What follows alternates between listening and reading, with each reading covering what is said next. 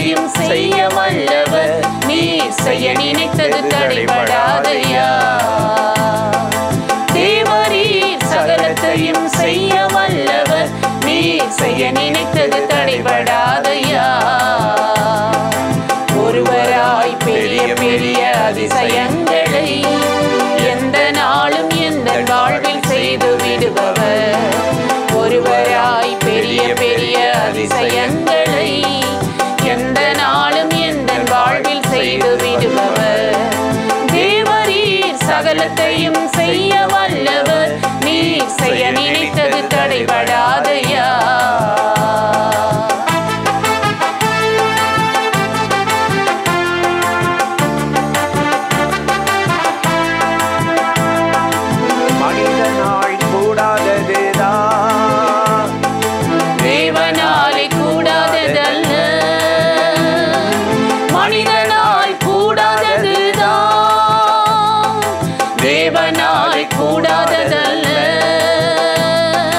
தேவனாலே எல்லாம் கூடும், எந்த பாரம் எல்லாம் மாறும், அதிசயங்கள் காண செய்பவர்.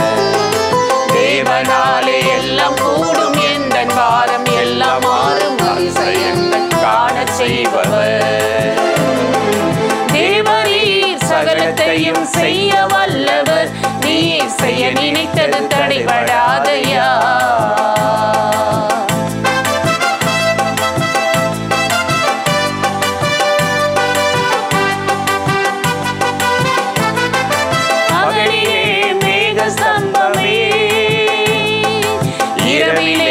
அக்கினி ஸ்தம்பமே, பகலிலே மேக ஸ்தம்பமே, இரவிலே அக்கினி ஸ்தம்பமே. இரவும் பகலும் வழி நடத்த முன் சென்ற என் தெய்வம், தடைகள் நீக்கி முன்னே செல்கிறேன். இரவும் பகலும் வழி நடத்த முன் சென்ற என் தெய்வம், தடைகள் நீக்கி முன்னே செல்கிறேன். சகலத்தையும் செய்ய வல்லவர், நீ செய்ய நினைத்தது தடைபடாதையா.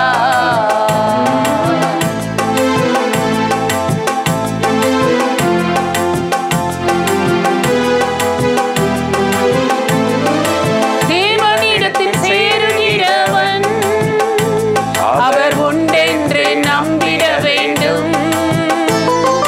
தேவனிடத்தில் சேருகிறவன் அவர் உண்டென்று நம்பிட வேண்டும். தம்மை தேடும் அனைவருக்கும் பலன் தருவார் என்று நம்பும் ஒருவரையும் கைவிடுவதில்லை. தம்மை தேடும் அனைவருக்கும் பலன் தருவார் என்று நம்பும் ஒருவரையும் கைவிடுவதில்லை. தேவரீர் சகலத்தையும் செய்ய வல்லவர், நீர் செய்ய நினைத்தது தடைபடாதையா. தேவரீர் சகலத்தையும் செய்ய வல்லவர், நீர் செய்ய நினைத்தது தடைபடாதையா. ஒருவராய் பெரிய பெரிய அதிசயங்களை எந்த நாளும் எந்த வாழ்வில் செய்து விடுபவர். ஒருவராய் பெரிய பெரிய அதிசயங்களை எந்த நாளும் எந்த வாழ்வில் செய்து விடுபவர். நன்றி, ஸ்தோத்திரம் அப்பா. ஒருவராய் பெரிய பெரிய அதிசயங்களை அவர் செய்கிறவர். எஸ், நமக்காக செய்கிறவர், நம் குடும்பத்துக்காக செய்கிறவர்.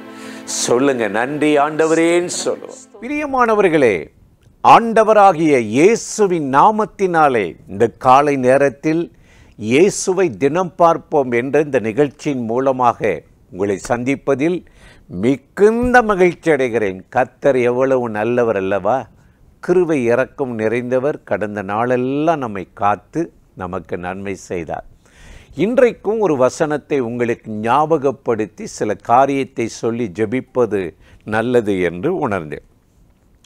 பிலிப்பியர் 4:5 அப்போஸ்தலனாகிய பவுல் சொல்லுகிறார், கர்த்தர் சமீபமாக இருக்கிறாரா. எவ்வளோ நல்ல வார்த்தையில், கர்த்தர் அருகில் இருக்கிறார், சமீபமாக இருக்கிறார். சில காரியத்தில் நம்ம மாத கணக்காக இன்றைக்கி நடந்துடும், இன்னும் 1 மாதம்தான், இன்னும் 1 வருஷம்தான், படிப்பு முடிஞ்சிடும், அப்படிலாம் நம்ம காத்துக்கிட்டு இருக்கிறோம். அது நடக்கும், வருஷம் இழுத்துடுவோம். சில கோர்ட்டு கேஸுகளை பாருங்களேன், 20 வருஷம் 25 வருஷம் இழுத்துக்கிட்டே போகும், அதுக்கு முடிவே இல்லை.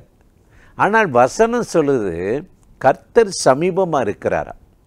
இன்றைக்கி உலகத்தில் நடக்கிற ஒவ்வொரு காரியங்களும், மனிதனுடைய ஆணவங்களும் அகந்தைகளுக்கும் இந்த பூமியை நியாயம் தீர்க்கிற தேவன் சமீபமாக இருக்கிறார். வேடிக்கை பார்த்துக்கிட்டே அமைதியாக இருக்கிறாரு. நம்ம நினைச்சதை சாதிக்கலாம். இன்றைக்கி உலகத்தில் அரசாங்கங்கள், மனிதர்கள் நினைக்கிறாங்க, இல்லை, கர்த்தர் அருகிலே இருக்கிறாரா, சமீபமாக இருக்கிறாரா. உலகத்தில் நடக்கிற பாருங்கள், நிலச்சரிவுகள், அழிவுகள், யுத்தங்கள், மனிதர்கள் கொல்லப்படுகிறார்கள். ஒரு மனிதனுடைய சுயநலத்துக்காக எத்தனையோ பேர் சாகடிக்கப்படுகிறார். இதெல்லாம் எதற்கு அடையாளம்னா, எல்லாவற்றுக்கும் முடிவு சமீபமாக இருக்கான். அப்போஸ்தலனாகிய பேதுரு 1 பேதுரு 4:7 எழுதுகிறார், எல்லாவற்றுக்கும் முடிவு தூரமாக இல்லை, சமீபமாக இருக்குது. அவனுடைய கிரியைகளுக்கு தக்க ஆண்டவர் பலன் அளிக்க சீக்கிரம் வரப்போகிறார். அப்போ அதனால தான் அவர் சமீபமாக இருக்கிறார், கர்த்தர் சமீபமாக இருக்கிறார் என்று அப்போஸ்தலனாகிய பவுல் சொல்கிறார். இன்றைக்கி இதை பார்த்துட்டு ஆண்டவர் உடனே பழி வாங்கலையே, எதிரியை விட்டு வச்சிருக்கிறாரே, அவன் ஏமாற்றிட்டானே, எனக்கு நம்பிக்கை துரோகம் பண்ணிட்டானே, அவன் உயிரோடு இருக்கலாமா, நம்ம மனம் கொந்தளிக்குது, உடனே தண்டிக்கணும் அப்படிலாம் நினைக்குது. கொஞ்சம் வெயிட் பண்ணுங்க, பொறுத்திருந்து பாருங்கள், கர்த்தர் சமீபமாக இருக்கிறார். இயேசு அதனால தான் ஜனங்களை பார்த்து, இந்த ஆண்டவரை நீங்கள் சந்திக்கணும்னா இந்த கோபாக்கினையோடு, பொல்லாத வாழ்க்கையோடு நீங்கள் சந்திக்க முடியாது, அவரை எதிர்கொள்ள முடியாதுன்னு அதுக்கு ஒரு ப்ரிப்பரேஷன், ஒரு ஆயத்தத்தை அவர் செய்தார். மத்தேயு 4:17 சொல்கிறாரு, என்ன சொன்னார் தெரியுமா? மனம் திரும்புங்கள், காலம் சமீபித்திருக்கிறது. மனம் திரும்ப, இந்த சமீபமான காலத்தில் நம்ம மனம் திரும்பிடணும். ஏனென்றால் ஒரு மனிதனும் கெட்டு போகாமல் ரட்சிக்கப்பட தான் இயேசு இந்த பூமிக்கு இறங்கி வந்தார். இந்த மனம் திரும்புகிற காலம், பொல்லாத வழியை விடுகிற காலம் சமீபித்திருக்கிறது. ஆகவே லூக்கா 21:28 அவர் சொல்கிறாரு, உங்கள் ரட்சிப்பு சமீபமாக இருக்குது. எத்தனையோ வருஷம் கடவுளை தேடலை, மனம் திரும்பலை, எனக்கு இந்த ஜெபனாலே ஆகாது, சர்ச்சினாலே பிடிக்காதுன்னு சொன்ன ஆட்கள் மார்பில் அடித்து கொண்டு இன்றைக்கி மனம் திரும்புகிறத பார்க்குறோம். ஏன்னா ரட்சிப்பு ஒருவருக்கும் தூரமாக இல்லை, சமீபமாக இருக்குது. எத்தனையோ மாதங்கள், வருஷங்கள் நீங்கள் ஏறெடுத்த ஜெபங்கள், இந்த காரியம் நடந்து விட்டால் நல்லாயிருக்கும், இந்த வேலை கிடைச்சிட்டா நல்லாயிருக்கும், இந்த குழந்தை பாக்கியம் கிடைச்சா நல்லாயிருக்கும், இந்த பணம் கிடைச்சி என்னை அபகரிச்சவன், ஏமாற்றினவன் கொடுத்துட்டா நல்லா இருக்குன்னு நினச்சிங்களே, சமீபமாக இருக்கிறது. இன்றைக்கு கர்த்தர் உங்கள் ஜெபத்துக்கு தூரமாக இல்லை, சமீபமாக இருக்கிறார். ஆகவே அவரை கண்டடையத்தக்க சமயத்தில் தேடி ஜெபம் பண்ணி இன்றைக்கு ஆண்டவரை கூப்பிட்டு பாருங்க. அவர் ஒருவருக்கும் தூரமானவர் அல்ல, அவர் அருகில் இருக்கிறார், சமீபமாக இருக்கிறார். அதனால தான் சங்கீதக்காரன் சொல்லுகிறான், எனக்கோ தேவனுக்கு அருகில் அண்டிக் கொண்டிருப்பதை நலம் என்று சொன்னார். இன்றைக்கு அந்த தேவன் இன்றைக்கு உங்களுக்கு சமீபமாய் இருந்து உங்கள் அலைச்சலை அறிந்தவர், உங்கள் வேதனைகளை அறிந்தவர், உங்கள் போராட்டத்தை அறிந்தவர், எல்லாவற்றுக்கும் முடிவு சமீபமாய் இருக்கிறது என்றவர், நீங்கள் சந்தித்த வேதனைகள் விளைவுகளுக்கு ஒரு முற்றுப்புள்ளி வைத்து எல்லாவற்றுக்கும் ஒரு முடிவை உண்டு பண்ணி ஒரு சமாதானத்தோடு அவரை நீங்கள் இந்த பூமியில் பின்பற்றி வாழ இந்த நாளில் உங்களை ஆசிர்வதித்து அற்புதமாக நடத்தப் போகிறார். அந்த தேவாதி தேவனை நோக்கி நாம் இப்பொழுது ஜெபிக்கப் போகிறோம்.